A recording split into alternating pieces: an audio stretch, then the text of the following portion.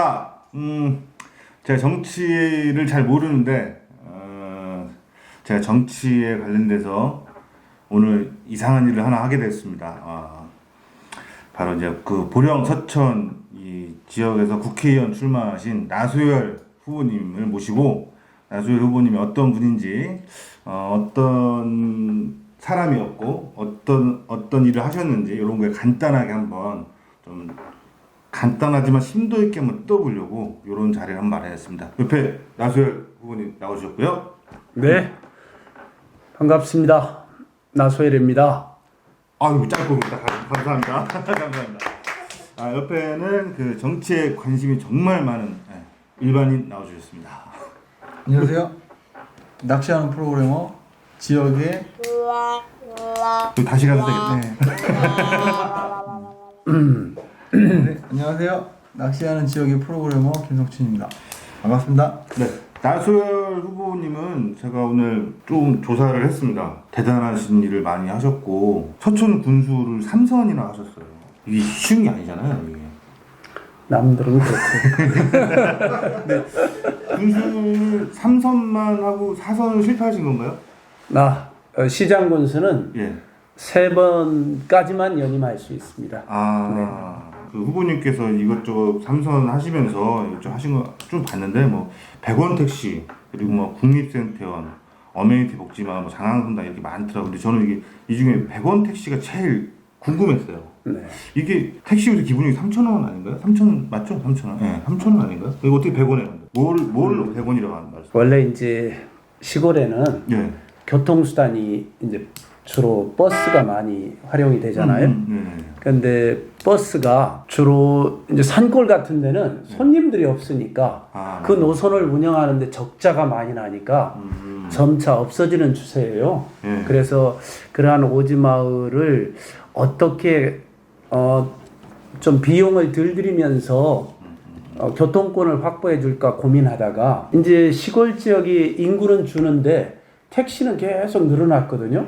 그래서 택시가 많아지니까 택시를 활용하면 어떨까 해가지고 이제 산골 오지마을에 버스가 들어가지 않는 그 주민들을 위해서 100원만 내면은 자기 소재 면 소재지까지는 갈 수 있게 만들고요. 그리고 버스비만 내면은 읍에까지 가서 장을 보거나 병원에도 갈 수 있는 그러한 맞춤형 택시를 콜택시인데 100원이네요. 이게 시 단위는 안 되나요? 아니 지금은 이제 우리 서천군에서 시작한 이후에 전라남도의 이낙연 도지사 지금 종로 국회의원 후보로 나오신 이낙연 전남 도지사 후보가 그걸 갖다 도지사 공약에 내걸었었어요. 그래서 도지사에 당선된 다음에 전남에서 그걸 시행을 했어요. 그리고 그 이후에 우리 문재인 대통령이 당선되시고 그걸 갖다 또 전국적인 공약으로 내걸어 가지고 지금은 전국적으로 많이 시행되는 정책이 됐습니다. 그러니까 뭐든지 이게 족발집도 원조가 맛있고 그 원조가 최고잖아요. 원조 할매국밥 뭐 이런 거 원조이셨네요. 그렇죠. 우리 지역에 그 원조집 사장님이 계신 거잖아요. 야, 그래서 잘 되겠네. 원조가 최고야. 근데 그 정말 편하고 좋은 것 같아요. 그리고 그 면단이 좀 이게 어떻게 보면 작은 동네잖아요. 작은 동네에서 왔다 갔다 하기 이동수단 그때 굉장히 좀 편리할 것 같아요. 저는 요 많이 하셨던 정책 중에 이게 제일 좀 마음에 들어서 저희들이 그때 고민을 했던 게 이제 마을 버스를 넣느냐, 이제 택시를 투입하느냐 이제 고민을 했었거든요. 근데 마을 버스를 넣는 것보다 택시를 운영했을 때 비용이 한 3분의 1 정도 되는 거예요. 그래서 택시를 운영하면은 주민들한테도 편리하지 않겠냐. 세금도 적게 쓰고 편리성도 더 높여주고. 홍보가 많이 되는 정책이네요. 그래야지 이제 많이 이용하고 또 거기에도 편리함도 찾고요. 그렇죠. 지금도 버스 회사에서 버스를 운영하는데 지자체에서 오지 노선이라든가 이러한 비수익 노선은 또 예산 지원을 해요. 그렇기 때문에 버스를 전체적으로 운영해도 굉장히 많은 예산을 지원하는데 이 비용을 줄여가면서 100원 택시를 이제 투입한 거죠. 삼선 군수님 하셨으면 12년 동안 하신 거죠? 예. 12년 동안 월드컵 군수 그냥 하셨는데 이게 군수 생활 하시면서 이건 제가 원래 할 질문이 아니라요. 적혀 있어요. 이걸 해달라고. 네. 본인에게 단점으로 적용했던 점이 있었는지. 단점으로. 예. 긴 재임 기간으로 인해서 본인에게 단점으로 네, 삼선을 하면서 좀 자기한테 좀 안 좋았다라든가 이런 게 있었는지. 예, 요게 말씀이 재미없으시면 통으로 날릴 겁니다.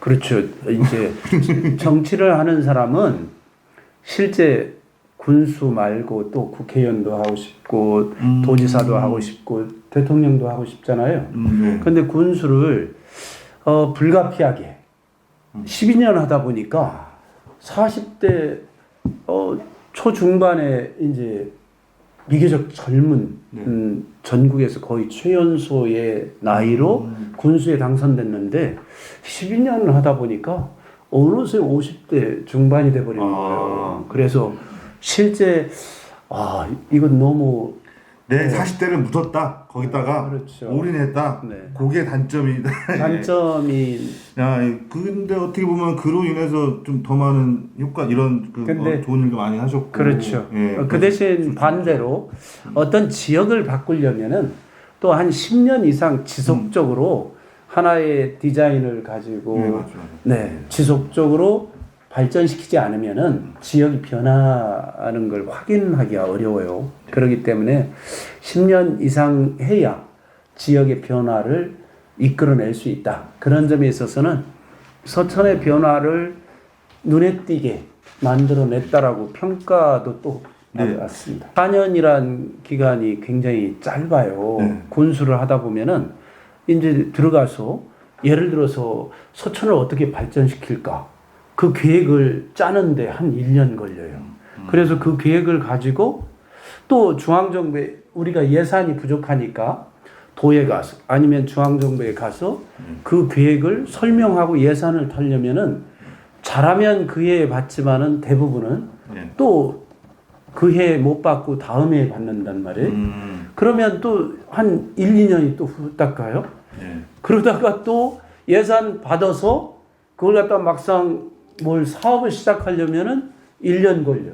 그러면은 한 4년 만에 이제 내가 처음부터 구상했던 것을 실행하려고 하면은 4년이 지나가는 거예요. 네. 그러니까 4년만 하면은 전임 군수에 하던 거 그거 뒷바라지 하고 내 일은 시작하려다가 끝나는 경우가 많습니다. 그러니까 세 번이나 하셨는데 일을 제대로 못하는 사람은요 2번이건 3번이건 해봐야 별로 남는 게 없습니다. 정확한 나 이제 깨달았어. 그 비전을 가지고 강력한 추진력이 있어야 자기의 어떠한 그림을 완성하게 되지 처음에 비전도 없는데 시간만 준다고 해서 되는 게 아니거든요. 그래서 자치분권 비서관으로 이제 문재인 정부의 자치분권 비서관으로 선임되셨다고 돼 있는데 자치분권 비서관 이런 건 어떻게 해야 돼요? 누가 가르쳐 주나요 이런 거 혹시? 자치분권 비서관을요? 네, 어떻게 하면 이거 자치분권 비서관이 되고 어떻게 하면 뭐 그 군수가 되고 이런 거 알려주나요? 혹시 문재인 대통령이랑 친하고 뭐 그런 거 있어요? 문재인 대통령하고도 오랫동안 정치를 그럼 친했던 건가요? 같이 친하면 되는 거예요. 이렇게 몰아가면 나쁘지 않은데? 문재인 대통령은 사실 참여정부 때 노무현 대통령 시절에 비서실장을 했잖아요. 그때 제가 군수를 했고 그때 또 청와대를 일주일에 한 번 정도는 왔다 갔다 했어요. 그때 비서실장 시절부터 아주 잘 알게 됐죠. 그러면 제가 이제 이 초대 자치분권 비서 왜 정치인은 이렇게 단어가 어려운 건가요? 아니 이게 저는 이제 정치를 잘 모르니까 근데 굉장히 어려운 말들이 되게 많아요. 막 이제 자치분권 비서관으로 이제 처음에 발탁이 이제 선임이 되셨는데 초대라는 게 이제 처음 만들어져서 가장 많은 일을 하는 자리잖아요. 그때 어떤 의미로 발탁이 되셨는지 그러니까 무슨 일을 가장 중점적으로 하셨는지 그런 거 간단하게 한번 설명해 주시면. 제가 이제 지방자치단체 특히 시군에서 가장 그래도 전국적으로 행정을 잘한 모범적인 케이스였고요. 제가 이제 그 자치분권 뭐 국가균형발전 이게 그 후보님의 그 시그니처 서명 같은 이제 뭐 분야라고 이렇게 하는데 그 1년 3개월 하셨죠. 그동안 그 재임 기간 동안 좀 뭐 성과 이런 거 좀 딱 내가 이건 최고였어 하는 게 하나 있을까요? 내가 이제 성과라고 할 수 있는 것은 문재인 정부의 가장 큰 자치분권의 핵심 과제가 재정분권이었어요. 중앙정부와 지방정부의 재정을 좀 중앙정부가 지금 세금을 걷어서 많이 쓰고 있는데 그 재원을 지방정부로 많이 내려주자. 그래서 지방의 자율성을 굉장히 늘려주자라는 게 과거에는 너 이것에 쓰라고 지정해가지고 돈을 줬었는데 이번에는 돈을 주고 너 알아서 써라. 어떻게 이렇게 하는 거죠. 어떻게 그렇죠. 보고해. 맞습니다. 돈을 더 주고 그거를 자율성에 맞게. 그리고 이제 이거 자치분권 비서관을 하시면서 보시면 그 뭐 주말부부 생활을 계속 하셨다고. 청와대에서 어느 날 전화가 왔어요. 자치분권 비서관으로 좀 와달라고. 그래서 저는 그 전화를 받고 사실은 망설였어요. 왜냐면 야, 내 뭐 이 나이에 자치분권 비서관으로 가야 되냐, 뭐 수석이나 장관으로 오라면 혹시 모르겠는데 그런 이제 좀 꿈이 나름대로 약간 고민을 해서 우리 집사람한테 가지 말라고 하겠지 하면서 야, 청와대에서 자치분권 비서관으로 오라오는데 당신은 어떻게 생각하냐 물어봤더니 가야 된다라는 거예요. 그래서 왜 가야 되냐 그랬더니 청와대에서 전화가 오면 청와대라고 뜨나요? 아마 좋은 경험이 되지 않겠냐 이렇게 얘기를 하더라고요. 새끼 밥 해주는 게 힘들어서 그런 건 아니고요. 그래서 만 프로. 그거 같은 형님 이러면서 야 형님 와. 더 컸던 게 뭐냐면요. 사실은 내가 이제 12년 동안 군수하면서 그래도 월급 통장은 집사람한테 주지 않았지만은 생활비는 일정 정도 꼬박꼬박 줬거든요. 그러니까 보탬이 됐는데 오죽 자랑할 게 없었을까? 생활비 줬다고 자랑하는. 아니 통장을 줘야지. 근데 군수 이제 마치고 백수가 됐잖아요. 그러다 보니까 진짜 집에 돈을 주는 게 아니라 이제 돈을 좀 약간 청와대에서 전화가 오면 청와대라고 뜨나요? 그러다 보니까 애들 셋 가르치려고 하는 집사람의 입장에서는 저희 집사람이 학교 선생이에요. 그래서 나름대로 벌기 때문에 이제 가정생활은 본인이 책임을 졌는데 이게 내가 둘이 벌다가 내가 백수가 되니까 집사람이 굉장히 경제적으로 좀 압박감을 느낀 것 같아요. 그러니까 청와대 비서관으로 가서 경력도 쌓고 돈도 벌어라 이런 의미가 강하지 않았을까 생각돼요. 그 나수열 후보님의 그 경제력에 대해 잠깐 들어봤습니다. 오늘 뭐 저희가 좀 짓궂게 좀 이것저것 여쭤보고 했는데요. 제가 이제 정치를 워낙 잘 모르고 그 관심은 있지만 또 일이 바쁘고 하니까 정치에 깊게 관여하지 못해서 단어들도 생소하지만 이렇게 좀 어려운 부분이 있었는데 오늘 또 후보님께서 또 이것저것 좀 많이 친절하게 좀 알려주셔서 저한테 굉장히 도움되는 시간이었던 것 같습니다. 그리고 정치에 굉장히 많은 관심이 많으셔서 별 얘기가 다 하시네요. 정치는 와 너무 넓어 이거 영역이. 네, 저도 너무 넓은데. 네, 이게 이 정치라는 건 알면 알수록 어렵지만 또 알고 나면 또 안 어려운 것 같아요. 얘기 좀 들어보면 난 다 알겠어. 이제 이거 뭐 100원 택시도 알겠고 자치분권 비서관도 알겠고.